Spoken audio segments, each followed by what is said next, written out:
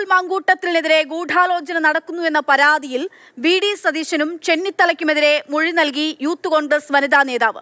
രാഹുൽ മാങ്കൂട്ടത്തിനെതിരെയുള്ള അന്വേഷണം നടത്തുന്ന ക്രൈംബ്രാഞ്ചിന്റെ പ്രത്യേക സംഘത്തിന് മുൻപാകെയാണ് യൂത്ത് കോൺഗ്രസ് വനിതാ നേതാവ് നേരിട്ടെത്തി സ്വന്തം നേതാക്കൾക്കെതിരെ മൊഴി നൽകിയിരിക്കുന്നത്. അവരുടെ പരാതി എന്ന് പറയുന്നത് ഇപ്പോൾ വരുന്ന രാഹുൽ മാങ്കൂട്ടത്തിനെതിരായ ആരോപണങ്ങളെല്ലാം ഗൂഢാലോചനയുടെ ഭാഗമാണ്.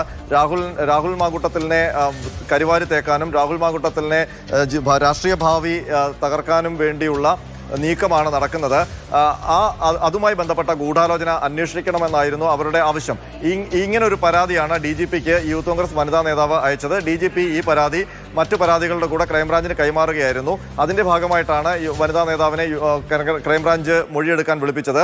പക്ഷേ മൊഴി നൽകിയപ്പോൾ കോൺഗ്രസിന്റെ പ്രധാനപ്പെട്ട നേതാക്കളുടെ പേരുകൂടി ഈ വനിതാ നേതാവ് ക്രൈംബ്രാഞ്ചിനോട് പറയുകയായിരുന്നു.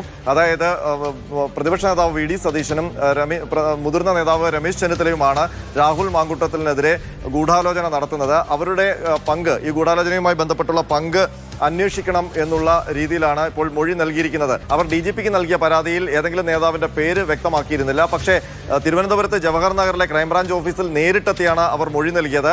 ആ മൊഴി നൽകുമ്പോഴാണ് അവർ രമേശ് ചെന്നിത്തലയുടെയും വി.ഡി. സതീശന്റെയും പേരുകൾ പറയുന്നത്.